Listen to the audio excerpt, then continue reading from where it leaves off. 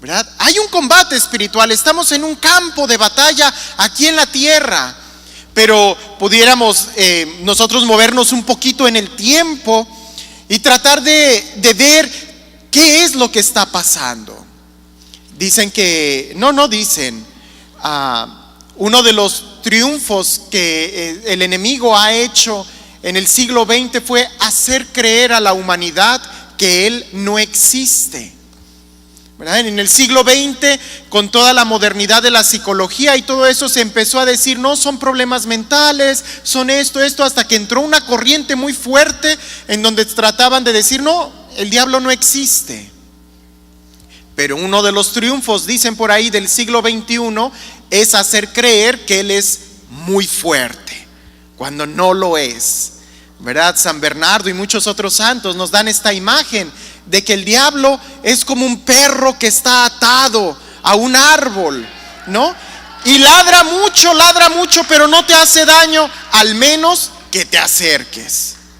Yo no voy a hablar de cómo te vas a acercar al diablo para que te haga daño. Eso ya en el querigma y en los primeros pasos de la vida cristiana, de eso ya se habló, de los peligros de practicar el ocultismo, la brujería, la magia, la hechicería, los rosacruces y todas esas prácticas de concentración y todo eso. Sabemos que eso es malo y es abrir la puerta al enemigo y es acercarnos a él. Eso no sucede con los que están en Cristo. Eso no sucede con los que ya creemos en Dios.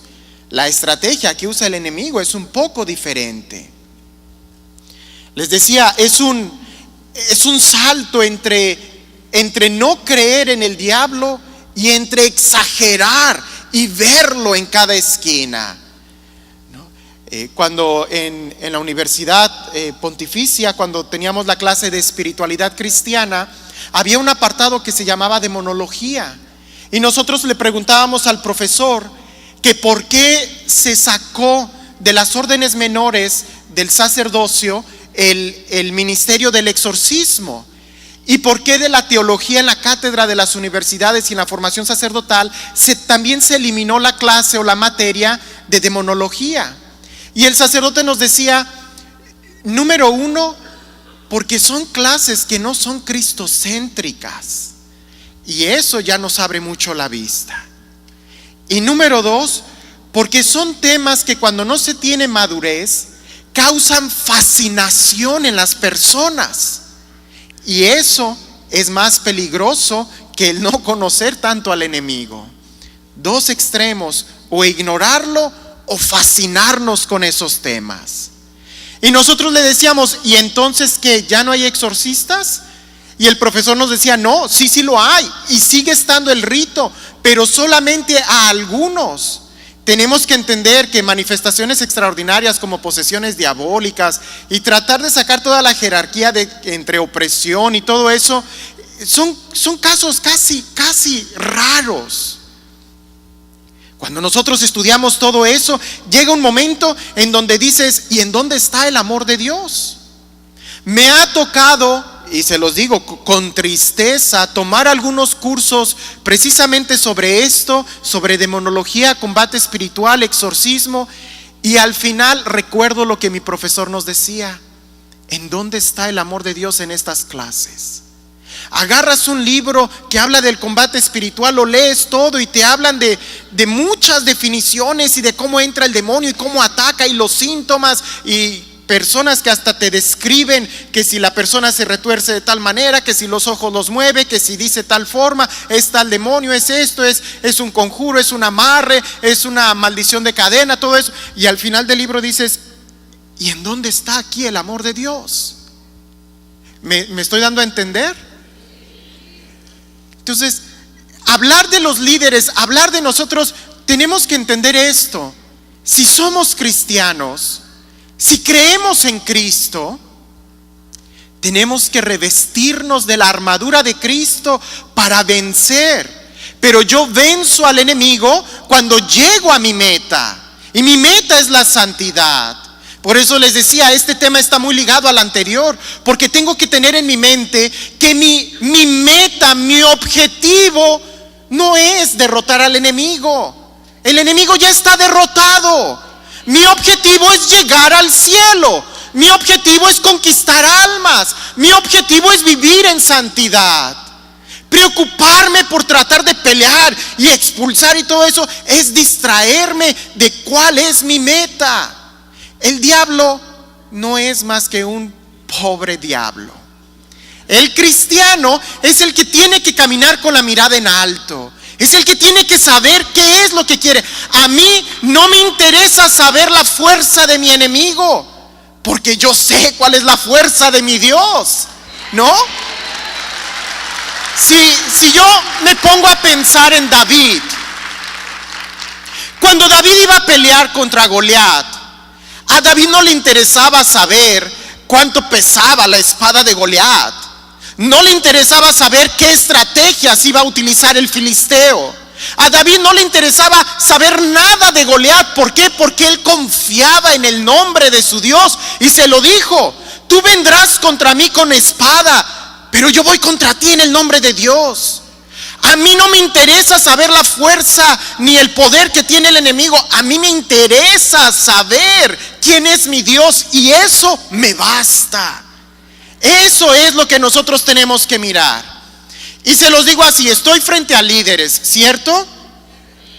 Ustedes no son neófitos, ¿verdad que no? Ustedes ya tienen un camino en la fe.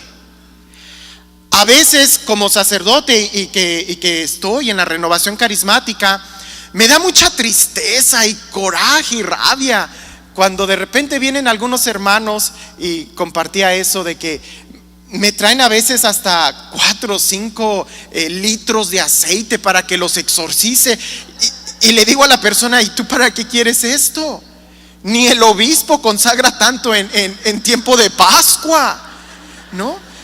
Una hermanita, no les miento, una hermanita me llega con unos garrafones, me dice: padre, ¿puedo ir a mi carro para bendecir agua? Y le digo: ¿bendecir agua en tu carro? Pues ahí está la fuente, agarra agua bendita de la fuente.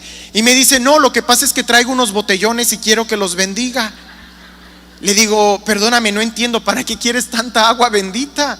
Y me dice: no, es que estamos haciendo unas oraciones y nos pidieron que en este tiempo de oración solamente bebiéramos agua bendita.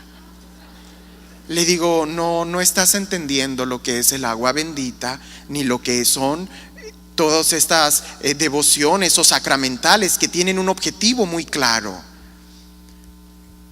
Les cuento un cuento, una anécdota, es fábula, no es vida real, es solamente algo que nos va a ayudar a entender un poquito, ¿verdad? Esta realidad del combate espiritual. Y les digo, me estoy dirigiendo a ustedes, líderes. Si hay alguien que apenas está iniciando en la fe y no entiende, pues allá después que le pregunten a sus coordinadores a qué me refiero. Dicen por ahí que había una señora que batallaba mucho con su hijo, era un niño, y este niño siempre se le salía de la casa a las 6 de la tarde a jugar y llegaba bien noche. Y la señora, en su desesperación, no sabía cómo controlar al niño para que no se saliera de la casa. Entonces la señora le cuenta un cuento a ese niño y le dice: mira, hijo, te lo voy a decir para que lo tomes en cuenta. A partir de las 6 de la tarde sale un monstruo verde que come niños. Así que si tú andas en la calle a esa hora, ese monstruo te va a comer. Y el niño se aterró tanto que ya no salía, se quedaba ahí encerradito.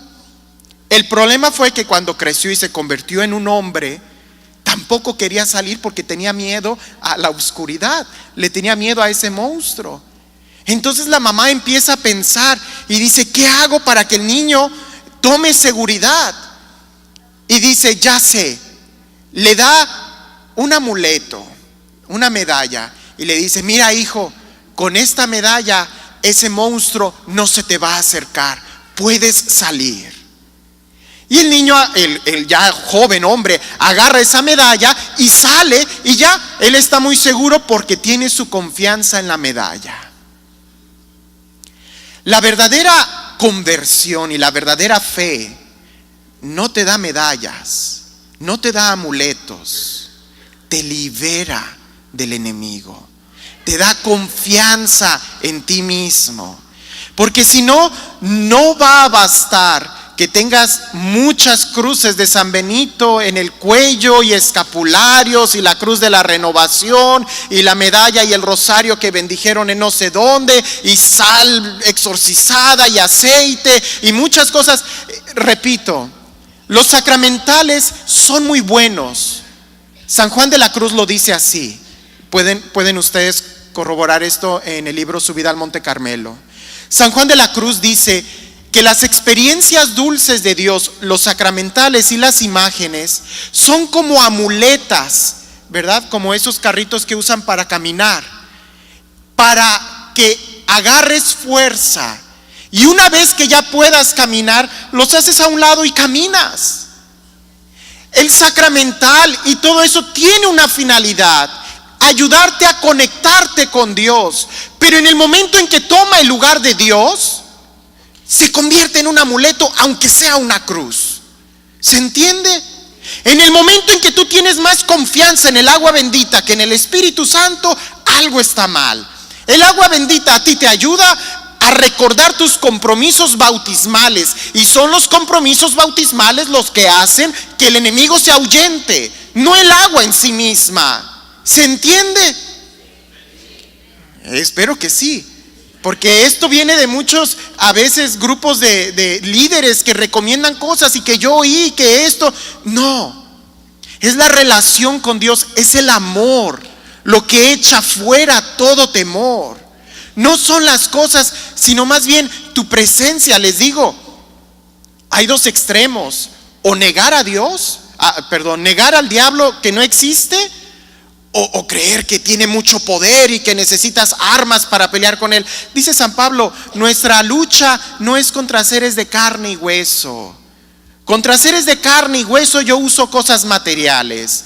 Contra seres espirituales voy a usar armas espirituales. Y las armas espirituales que San Pablo da no son objetos, son el compromiso bautismal, revestirnos de la gracia de Cristo. Y los objetos, todos los sacramentales, nos pueden ayudar de una manera pedagógica a conectarme con Dios. Pero una vez que ya esté yo conectado con Dios, esto va para afuera.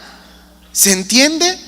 No estoy en contra de los sacramentales, estoy en contra del mal uso que se les dé. Estoy en contra de que se conviertan en fetiches y amuletos. Hablar del combate espiritual, de la guerra espiritual en nosotros, los líderes que estamos al frente, tenemos que entender que la estrategia del enemigo es diferente, ¿verdad? A una persona que está sumergida en drogas, en alcohol, se le va a presentar con tentaciones descaradas, carnales, pecados mortales. Pero a los santos, a los servidores, a los líderes, a los que ya han tenido un encuentro con Dios, la estrategia es diferente. A un santo no se le va a presentar en una tentación totalmente carnal, porque inmediatamente la va a rechazar. A una persona que está en constante oración, ayuno, penitencia, no se le va a presentar de una manera carnal. Las tentaciones son más sutiles. En Marcos 3:27, Jesús nos dice que nadie puede entrar en la casa de un hombre fuerte si antes no lo ata, y entonces ya atado lo puede saquear. Entonces estamos hablando de que nosotros somos hombres fuertes en la fe. No te van a robar nada si antes no te atan. En Juan 10:10 dice que el enemigo solo viene a robar, matar, destruir. Y en ese mismo capítulo habla de que el ladrón no entra por la puerta. Es el pastor quien entra por la puerta. El ladrón es el que va a entrar por un recóndito, por una ventana, va a brincar la cerca. No va a atacar directamente. Y eso yo se los quiero decir, se los digo así y grábenselo. A ustedes, si son santos, no se les va a manifestar así descaradamente con sombras y que los va a estar atacando. No, eso es muy bruto. El diablo es inteligente, así no ataca. El diablo se presenta como un ángel de luz, como algo bello, como algo dulce, como algo atractivo. De manera así brusca se les presentará a los malos, o ya verdaderamente a los que son santos y que sabe que ya están perdidos. Estoy hablando de un Padre Pío, de un San John Vianney y otros santos de esa magnitud. Pero no. Si ya estamos en ese combate, tranquilo, ya ganaste la batalla. De ordinario se va a presentar de otra manera. Hablo de siete niveles o caminos o pasos que nos van a desviar de lo que es nuestra meta, la santidad. Y es eso lo que el enemigo va a querer quitarte primero. Dicen por ahí, si tú no quieres llegar a ese lugar, no camines en esa dirección. Cada paso que tú das tiene una dirección y va a guiar al siguiente paso. Lo primero que hace el enemigo es desviar la mirada. Si tu mirada es la evangelización, si tu mirada es la santidad, mientras tú tengas la mirada en la meta, nada te va a distraer. Seguirás en el camino. Pero una vez que tu mirada se distrae, entonces ya ahí empieza a haber muchos pasos. ¿Se entiende? Si tu grupo, tú como líder, quieres la evangelización y está en eso, pon tu mirada siempre en eso. Porque muchas veces a los sacerdotes incluso la mirada y el objetivo de la parroquia es provocar un encuentro con Cristo. Y llega el sacerdote, se sienta en su escritorio y tiene muchos contratos que pagar y tiene estas deudas y tiene estas cuestiones económicas que el objetivo ya quedó allá. La mirada se movió. ¿En dónde está la mirada en tu vida ahorita? ¿En dónde está la mirada en tu grupo en este momento? ¿En verdad tienes claro que tu mirada está en Jesús y que toda lengua confiese que Jesucristo es el Señor? Síguelo teniendo y evalúa qué tanto estás alcanzando ese objetivo. Todo para gloria de Dios. Si algo se empieza a desviar, cuidado. Una cosa es porque quiero conquistar almas para el reino de Dios, vamos a comprar este terreno. Y otra cosa es, Señor, estoy muy preocupado, por favor, danos este terreno, necesitamos pagar la luz, estamos en eso. ¿Y dónde quedó tu oración? Ya no está en conquistar almas, está en que te desviaste en otras cosas. El siguiente paso es reducir el fervor, especialmente en la evangelización, en esforzarte por alcanzar la santidad. Fíjense bien que estos no son pecado. Reducir el fervor no es pecado, simplemente es algo no inteligente. Cuando reduces el fervor, que antes pasabas vigilias, te esforzabas en hacer oración, en ayuno, y de repente dices, bueno, esta semana no voy a ayunar porque tengo este compromiso, no es pecado, pero empiezas a reducir el fervor. Y a veces tenemos mucho trabajo pastoral. Y cualquiera pudiera decir, es que tienes que alimentarte bien, tienes que orar. Pero si hay tantas almas, primero es el servicio. No somos una ONG, ¿verdad? Somos cristianos y nuestra fuerza viene de Dios. Cuando reduces el fervor, cuando reduces tu comunión con Dios, empiezas a desviar la mirada. Y no solamente la mirada, sino ya los pasos empiezan a desacelerarse. Cuando ya no te confiesas, cuando ya no haces exámenes más conscientes y con dolor de tus pecados, cuando ya lo haces más rutinario, cuando vas a misa y sales y ni atención le pusiste al evangelio y no sabes de qué habló, cuando ya no te esfuerzas en tener esa dirección espiritual, ese compartir con los hermanos, cuando ya no lees la Biblia con ese compromiso, cuando en lugar, y fíjense bien, no es lo mismo emoción que fervor. Cuando el fervor depende de la emoción, pues estamos perdidos. Depende de una condición, de una actitud, de un compromiso.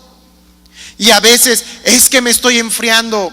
No habría razón para enfriarte si le estás poniendo leña al fuego, si le estás poniendo momentos en tu vida de oración, de lectura de la palabra, de sacramentos, de vigilia espiritual, de retiros, de momentos. Se reduce el fervor. El tercer punto es cuando ya de una manera clara se elimina el alimento espiritual. Antes leías la Biblia con mucha devoción, lo hacías en lección divina, te confrontaba la palabra.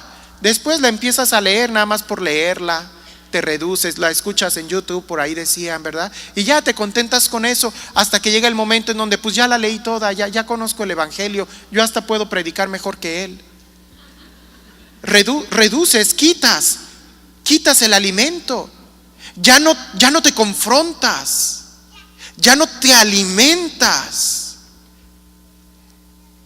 El cuarto es cuando se sugieren tentaciones.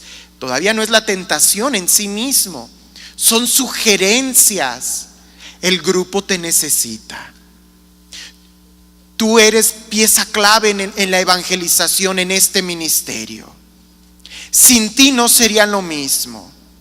Tú eres el mejor. No va a haber líder como tú. La obra de Dios no es, son sugerencias de tentación, ¿verdad? Es que tu grupo es el mejor. Y se empieza a reducir el fervor de tener a Cristo, de que sea el Espíritu Santo quien siempre esté al frente de la obra. Y pudiéramos nosotros en este momento dividir este proceso en tres partes: entre los que son predicadores, entre los que son coordinadores y entre los del ministerio de música. Porque en estas tres son los que más sufren este tipo de tentaciones de diferente manera. Nadie canta como tú estás muy ungido. Tú sí sabes. ¿Eso viene de Dios? Seguro que no. Son sugerencias de tentación que te van engriendo, que te van haciendo creer que efectivamente, si yo no estoy, la obra no continúa. Espérame, la obra no es tuya. Tú tienes que estar confesando que es de Dios. Y tienes tú que discernir la voz de Dios sobre la obra. Los mismos santos nos enseñan, y Jesús lo pone. Nos ponen a niños como ejemplo. El que verdaderamente está abierto a Dios sabe y tiene la humildad de que no es de él la obra, es solamente un servidor. Y en el momento en que Dios diga con gusto se retira, porque mi meta, la meta de cada uno de nosotros no es estar al frente de ningún ministerio, ni fundar ningún ministerio, ni coordinar nada. Nuestra meta es la santidad y la salvación de las almas en el ministerio, en como Dios lo diga. ¿Se entiende? En el momento en que tu corazón empiezan a anidar estas sugerencias, se tiene que tener mucho cuidado, porque ya estás quitando la primacía, el gobierno a Dios para ponerte tú. Y ahí te pones en presa fácil de entrar en combate, de empezar a pelear con tus hermanos, de que no entiendes. No es correcto lo que estás diciendo, y empiezas a descalificar a los demás, cuando ¿dónde quedó el estar unidos en oración? Pero es que tú ya te crees el coordinador, tú ya te crees el ungido, tú ya te crees el Mesías. De ahí vienen otras tentaciones. El paso número 5 pudiéramos mencionarlo, que ya es la tentación en sí misma. Tantos años en el servicio y haber visto a tantos hermanos caer, a tantos hermanos que se levantaron y fallaron, que ya en este momento tú dices, pues bueno, yo también puedo cometer este pecado, la gula, la pereza, me paso de una copita, ¿verdad? Ya no cuido tanto la castidad de mis ojos, de mis sentimientos, me permito amar o tener preferencias en hermanos en el ministerio. Cuando antes todos eran igual, ahora este es mi hijito especial, ¿verdad? Es mi hermanita, la necesito. Ya empiezan a haber sugerencias donde se empiezan a meter ya ídolos dentro. No solamente de que tú te pusiste en un primer plano, sino que ahora estás empezando a meter otras situaciones entre Dios y tú. Es que si no está esta hermanita cantando, ¿verdad? Yo me siento muy mal. Yo no fluyo igual, no hay conexión. ¿Se entiende? En el número 6 es cuando ya entran vicios. Y los vicios ya es cuando se ata a la persona, ¿verdad? Al principio el hombre era muy fuerte. Para poder atarlo hay que quitarle la fuerza. Hay que quitarle el alimento, y para quitarle el alimento tienes que quitarle la mirada, tienes que quitarle el objetivo. Le quitas el objetivo, le quitas el alimento, le quitas la fuerza y entonces lo atas con los vicios. ¿Qué tan capaces somos nosotros de poder ayunar, de poder orar, de poder confesarnos, de revisar qué vicios tengo y poder quitármelos libres? Sin libertad no hay forma de que podamos glorificar a Dios. Nos lo decía ayer el padre John Mario, ¿verdad? Para poder adorar a Dios tienes que ser libre. Siendo esclavo en Egipto no se podía adorar a Dios ahí. Tenían que salir y ser libres. Si tú tienes vicio, cualquier vicio que sepas, tienes que enterarte en este momento que ya te están atando. Y tienes que despertar y darte cuenta de que si tú estás atado, el siguiente paso ya es el pecado mortal en sí mismo. Y si es pecado mortal, ¿verdad? Ya crucificaste, dice San Pablo, nuevamente a Jesús. Y salir de esa situación te va a costar, y mucho. Porque por tu parte, dice San Pablo, tendrás que ofrecer nuevamente el sacrificio de Cristo, presentarle nuevamente al Padre lo que Jesús hizo por ti, ¿verdad? Cuando una persona llega y dice: Padre, fallé, me acosté con qué sé yo, la secretaria. Le digo: ¿así de plano? Sí, Padre, fue un error. Le digo: perdóname, pero no lo hiciste así. Tuvo que haber muchos pasos anteriores. Tuviste que dejar una mirada que entrara. Tuviste que consentir ese pensamiento. Tuviste que aceptar la sugerencia.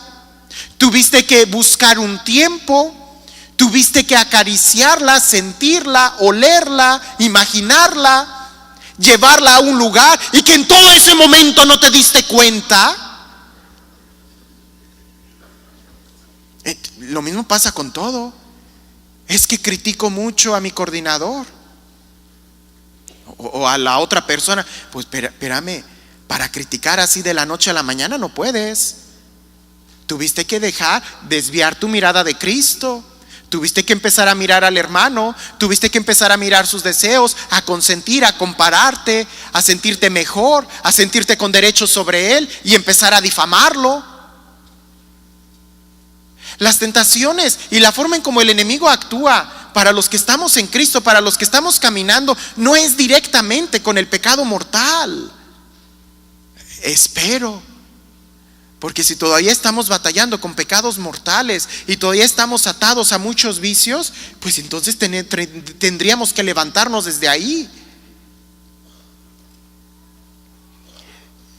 San Ignacio de Loyola explica el combate espiritual para el cristiano convertido de esta manera, y pido disculpas porque es vocabulario de San Ignacio de Loyola, ¿verdad? Hay que pensar que este hombre nació 500 años atrás o un poquito más. Él dice que el diablo es como una mala mujer. Así lo dice él. Dice: es como una mala mujer, no una buena mujer, sino como una mala mujer. Él dice: se mueve de dos maneras. Ante el hombre que es fuerte, la mala mujer le llora y le suplica: no me dejes, pégame, pero no me dejes, te necesito, ¿verdad? Haz esto, ¿verdad? Por favor, dame esto. ¿Por qué me tratas así? Yo no te he hecho nada, ¿verdad? Yo solamente te he amado, te he estado tratando de cuidar. Y ahí está rogándole y llorando, presentándose débil y necesitada. Así es el diablo. contra el hombre fuerte se presenta como el ser indefenso, débil, y te dice: pero por favor, mira que una cucharadita, ve ese programa o habla mal de este hermano, no te hace nada, es solamente para la obra de Cristo, te va a ayudar. Y ahí se presenta como un ser débil llorando, hasta que logra, así como las malas mujeres con las lágrimas logran convencer al hombre fuerte. Pero también la mala mujer, frente a un hombre débil, se presenta como fuerte. ¿Sí lo han visto? Cuando el hombre es débil, la mala mujer le grita: y tú, viejo arrastrado, ni se te ocurra salir de aquí, tú no tienes autoridad, y qué vas a hacer tú sin mí, que tú eres un don nadie, un bueno para nada, nadie te quiere, eres un inútil, rata de dos patas, y bla bla bla bla bla.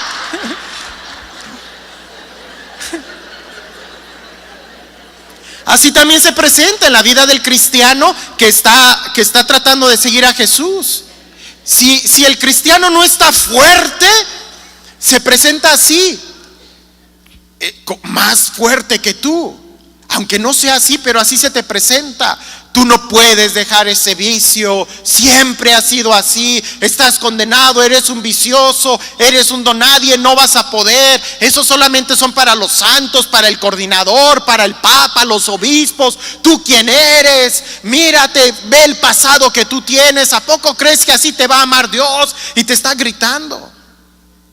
Hay que saber, y en este tema lo interesante es mirar los movimientos internos de nuestra alma, porque es ahí donde sucede el combate. Es ahí en donde nuestra mirada está puesta en Dios o no. ¿Estamos siguiendo a Cristo o no? ¿Estamos convirtiéndonos y esforzándonos más? San Pablo lo dice: hasta alcanzar la estatura del hombre perfecto, Cristo. Por eso les digo, si nosotros seguimos pensando o moviéndonos y tratando de pelear con el enemigo, así como con cosas materiales y gritando y cosas por el estilo, entérate que a un santo así no se le presenta, a un coordinador así no se le presenta. Al contrario, te va a hacer más fuerte. Mis compañeros sacerdotes que son exorcistas, ellos lo dicen: cuando veo el poder del diablo ahí y lo expulsamos, hasta siento que mi fe se incrementa. Así no se nos va a presentar de ordinario. De ordinario se nos presenta con sutileces y ni cuenta nos damos. Tenemos que continuamente crecer en nuestro camino espiritual. Les voy a hablar de una manera muy breve sobre la historia de Sansón. ¿Ya se la saben? Sansón. En Jueces desde el capítulo 13, ¿verdad? Por razones de tiempo voy a contárselas así. El capítulo final del capítulo 15 y 16 es lo que más nos interesa. Sansón puede simbolizar cualquiera de nosotros. Un hombre que desde el seno de su madre fue consagrado para una misión. ¿Quién ha sido consagrado para una misión desde el seno de nuestra madre? ¿Quién tiene una misión, un objetivo? Y el objetivo de Sansón era muy claro: liberar a mi pueblo. Tú vas a liberarlo de los filisteos, tú vas a pelear contra ellos. Y Sansón tenía algo, un gesto, ¿verdad? Era nazir, y eso significa que no se le iba a cortar la cabellera, porque era consagrado para Dios, y tampoco iba a beber ni vino ni nada de fermento de uva, porque era considerado un juez, una persona ungida por Dios. Y cuando venía el Espíritu, dice la palabra de Dios, que una fuerza grande llegaba sobre él y podía pelear. Incluso él estaba sentado en un lugar, en un campo, y viene un león, viene el Espíritu sobre él. ¿Y qué es lo que hace Sansón con el león? Rápido, así lo mata, lo desbarata. ¿Por qué? Porque la fuerza que tenía Sansón era increíble. Incluso, ¿verdad? Cuando lo llevan con los enemigos en una de las batallas que tiene contra los filisteos, lo amarran. Y cuando lo amarran, dice que el Espíritu bajó sobre él y rompió esos cordeles como si fueran hilos de lino en el fuego, los rompe, ve una quijada de burro fresca y la agarra y mata con ella a 1000 filisteos rápido, una fuerza que tenía. Imagínense, si Sansón con el Espíritu de Dios fue capaz de matar a 1000 filisteos con una quijada de burro, ¿qué no podrá hacer Dios con el burro completo? ¿No? Pero es Dios quien actúa, es Dios quien pelea, es Dios quien actúa en la vida de Sansón. Pero Sansón tenía un problema. Amaba mucho a las mujeres y las mujeres eran su debilidad. Y llega una mujer, Dalila, si se saben esa historia. Dalila se presenta ante Sansón como ¿quién? Como una mala mujer débil ante el hombre fuerte. Dime, ¿de dónde te viene tu fuerza?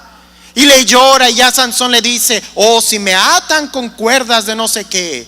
Y lo ata, ella grita, Sansón, los filisteos. Y Sansón se levanta, rompe las cuerdas y mata a los filisteos. Y luego ella se queda llorando, pero ¿por qué me mentiste? Oye, si tú fueras Sansón, ¿qué haces? Pero ahí estamos acariciando la tentación. Lo hace y lo repite 3 veces, hasta que ella llorando le dice, tú no me amas, porque 3 veces me has mentido. Y Sansón ya le dice por última vez, bueno, yo soy consagrado a Dios, si me cortas la cabellera, entonces sí perderé mis fuerzas. Y ella le corta las trenzas, le corta su cabello. Y entonces sí, fíjense cómo lo hizo. Durmió a Sansón en sus piernas y acariciándole la cabellera se la fue cortando, y Sansón no se dio cuenta. Cuando ella grita, Sansón, los filisteos, él se levanta y va a pelear, porque él no se había dado cuenta que el Espíritu de Dios ya no estaba en él. Y esto es muy importante que nosotros lo reflexionemos, porque el Espíritu Santo, Dios, anuncia cuando llega a tu vida. Dios se manifiesta, te hace sentir que está contigo. Pero una vez que tú pecas, una vez que tú ya no lo miras más a Él como el centro de tu vida, Él, diría Santa Teresa de Ávila, como un gran caballero, guarda silencio y se retira. No hace ruido para decir adiós. Para entrar, toca la puerta y te dice, déjame entrar. Pero una vez que tú lo ignoras, Él simplemente se retira. El Espíritu de Dios ya no estaba con Sansón. Él se levantó, iba a pelear, pero se dio cuenta que estaba débil. Y lo amarraron, le sacaron los ojos y lo tenían encerrado. Nadie puede entrar a la casa de un hombre fuerte si primero no lo ata. Tú eres un hombre fuerte en Cristo. Nadie te va a robar nada si primero no te ata. Y para atarte te tiene que quitar tu fortaleza. Y eso es quitarte a Jesús, quitarte tu meta, quitarte tu alimento, quitarte tu fortaleza. Y Sansón, con los ojos, sin los ojos, ahí en el calabozo, ahí llorando, quizás preguntándose, ¿por qué no estás conmigo? Es interesante ver la historia de Sansón y darnos cuenta que él nunca oró a Dios, nunca confió en Dios, nunca se dirigió a Dios hasta el último momento de su vida. ¿En qué momento? Cuando los filisteos tienen una fiesta Y ellos están tomando, emborrachándose y dicen: tráiganos a Sansón para divertirnos con él. Tú no eres un juguete. Tú no estás aquí para que el mundo se burle de ti. Tú no estás aquí para que el enemigo te pisotee, para que seas la diversión de otros. Dios no te dio un espíritu de fuerza para que te pisoteen. Es ahí donde Sansón no aguanta la humillación y la burla. Cuando se están burlando de él, cuando lo usan para divertirse. Es hasta ese momento donde Sansón levanta una oración a Dios y le suplica: dame tu espíritu. Y Dios se lo concede. Dios le concede poder matar a sus enemigos. La pregunta es: ¿por qué esperaste hasta el final, Sansón? ¿Por qué esperaste hasta el final? Tu fuerza en realidad no dependía de tu cabellera, sino de tu compromiso. Tú no eres un juguete, hermano. No eres un juguete de nadie. Muchas veces nosotros nos equivocamos viendo nuestros enemigos en otro lado, cuando al final el único enemigo que tenemos pareciese que somos nosotros mismos, porque ni siquiera Dios puede tomar decisiones por ti. Tú no fuiste consagrado para ser un juguete y burla de nadie.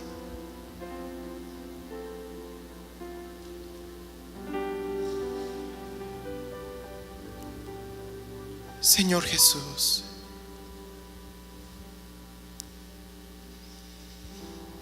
estamos aquí delante de ti. Somos servidores y estamos trabajando en tu obra.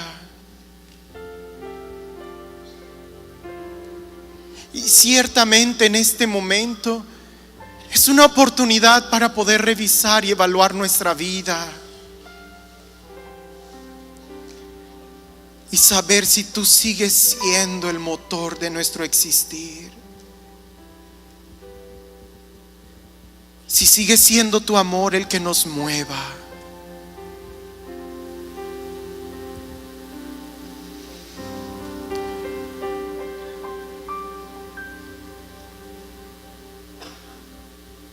Te pedimos perdón, Señor, si hemos fallado. Señor, a un corazón contrito y humillado, tú no lo desprecias.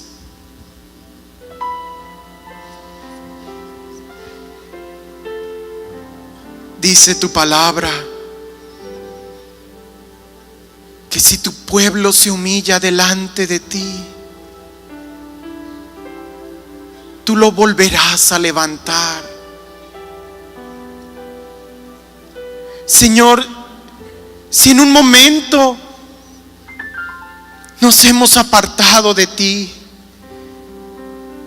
si en un momento nos hemos creído los dueños de tu obra, si hemos cometido el error de creernos indispensables en tu obra, te pedimos perdón, Señor. No es nuestra fuerza, tampoco es nuestra obra. Eres tú, eres tú. Y si nos duele, Señor, que el día de hoy se burlen de nosotros y seamos quizás el juguete de nuestro enemigo, Señor, no por nosotros, sino por el honor de tu nombre, danos tu espíritu. Danos tu espíritu, Señor. Una vez más, Danos tu Espíritu, Señor. No nos cansaremos de invocarte, porque sabemos que nuestra fuerza depende únicamente de ti.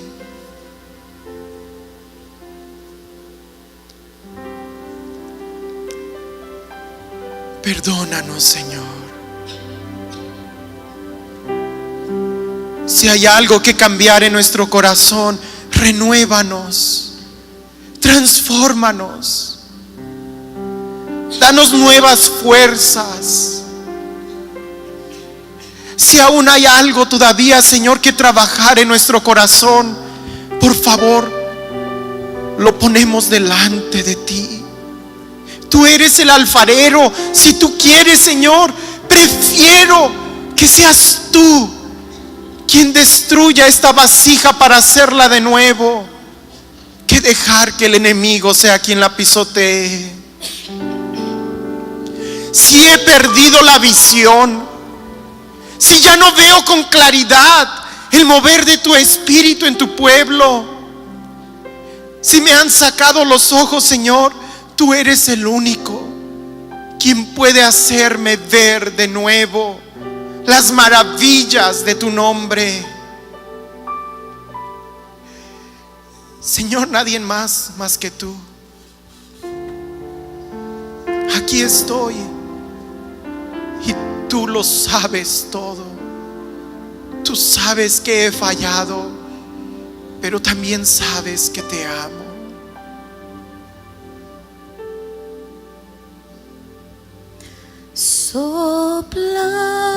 Sopla, Cristo, sopla, sopla, Señor, aliento de vida.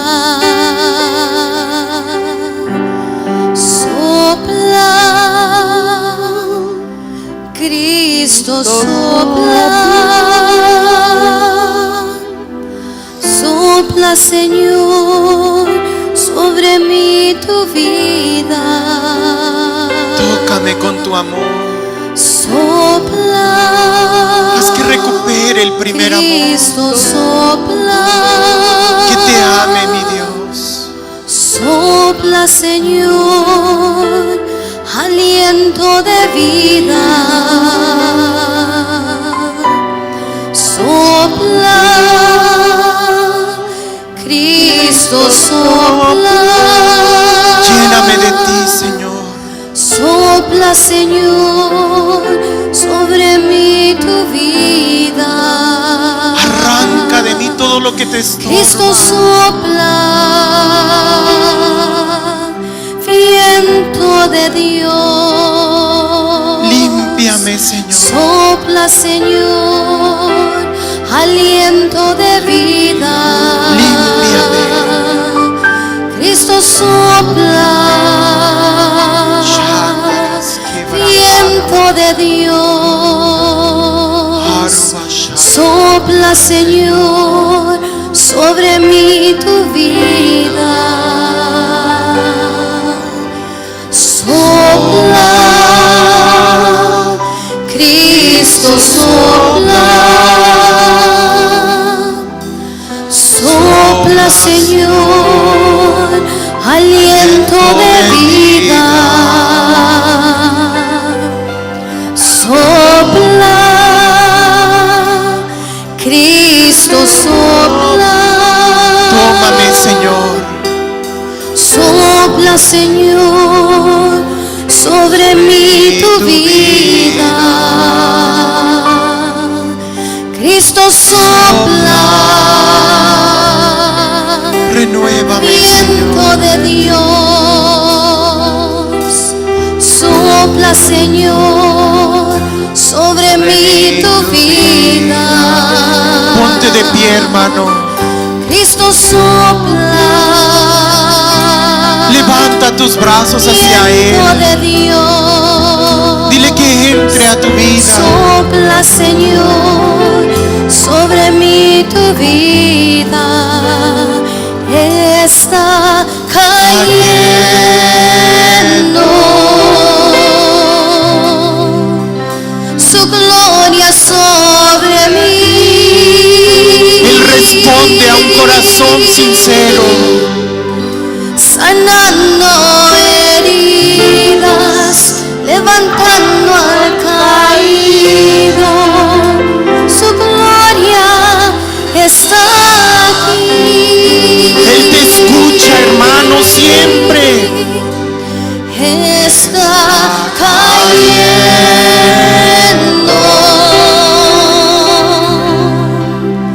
su gloria sobre mí, Sobre tu vida, sobre tu corazón. sanando heridas, levantando al caído, su gloria está aquí. Ábrele tu corazón una vez más. Está cayendo, Así como Sansón recibía el Espíritu, su gloria sobre mí. recibe el Espíritu de Dios. Recíbelo. Sanando heridas, levantando al caído, su gloria está aquí. Su gloria está aquí. Concéntrate en Él, pon tu mirada en Él. Pon tu mirada en Él. Pon tu mirada en Él. Es tan fuerte sobre mí. Pon tu mirada en Él. Pon tu mirada en Él. Manos levantaré Ahí en tu corazón, obsérvalo. y su gloria tocaré. Está tocando las puertas de tu corazón. Él anuncia su llegada. Está cayendo aquí. Recíbelo. Es tan fuerte sobre mí.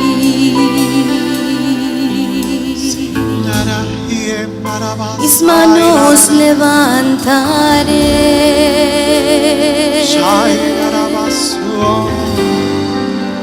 y su gloria tocaré.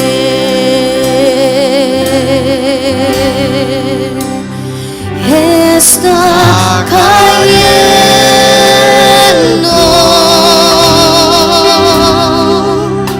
su gloria sobre mí.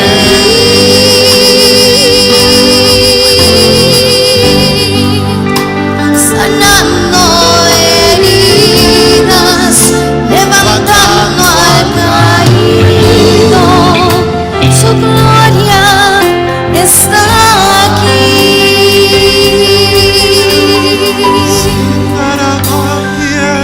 Está cayendo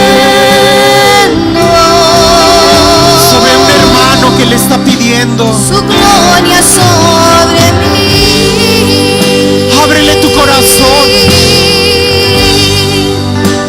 Sanando heridas, Entrégale tu corazón. levantando al caído, su gloria está aquí.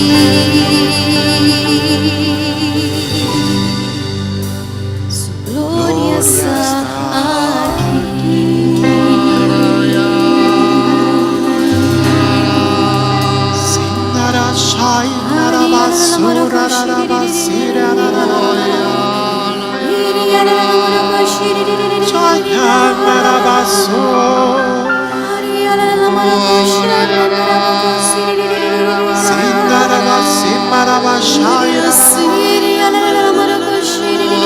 Entrégale a Dios tu Dalila. Entrégale a Dios tu pecado. Entrégaselo. Tus tentaciones, tus vicios. Entrégaselos. Nada puede resistir la presencia de Dios. Deja que Él lo consuma. Deja para que Él queme toda escoria. Es por su fuerza, es por su fuerza.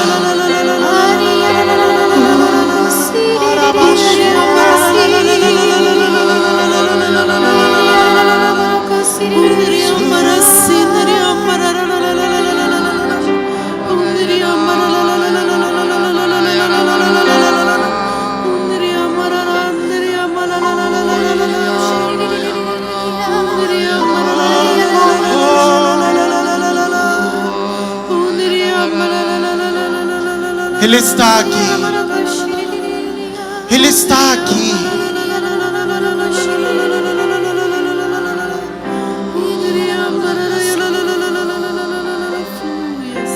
Guarda silencio un momento. Guarda silencio. Es tiempo de escucharlo.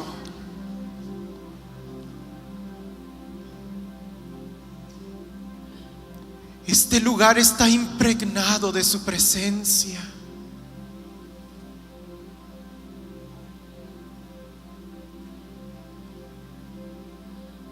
No digas nada, escúchalo.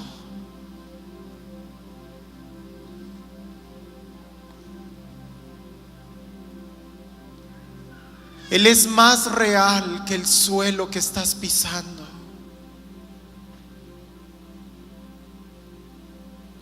Él es más real que el aire que respiras.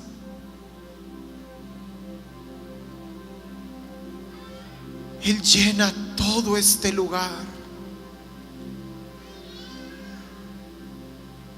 Este es el momento en donde todos lo reciben.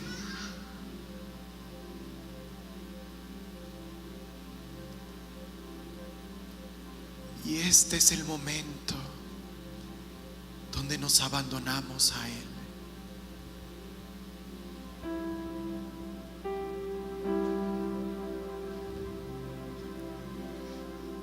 En totalidad a ti. Solo escucha. Rindo mi alma y corazón. Levanta tus brazos en silencio. No tengo nada más que dar. Escucha. Tómame, mi buen Señor,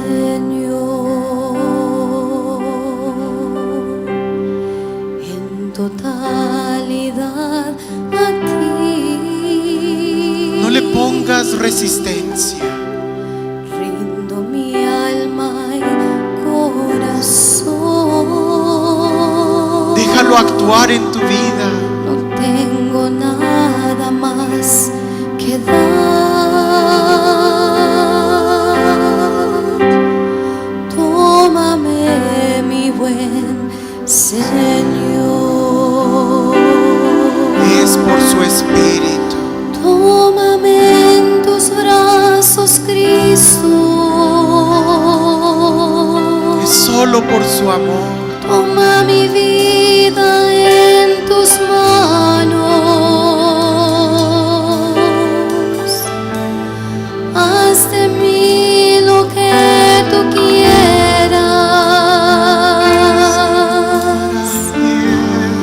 Tómame, aquí estoy.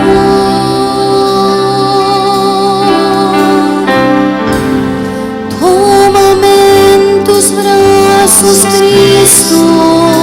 Abandónate en Él, abandónate. Toma mi vida en tus manos. Abandónate. Haz de mí lo que tú quieras. La obra es de Él. Tómame, aquí estoy. En totalidad a ti. Sin reservas, todo tú entrégate a Él. Rindo mi alma y corazón. Entrégale todo todo, tus hijos, tu familia. No tengo nada más. Entrégale tu hogar, tus negocios, tus problemas. Tómame, mi buen Señor. También entrégale las personas que tú amas. Todo a Él. En totalidad aquí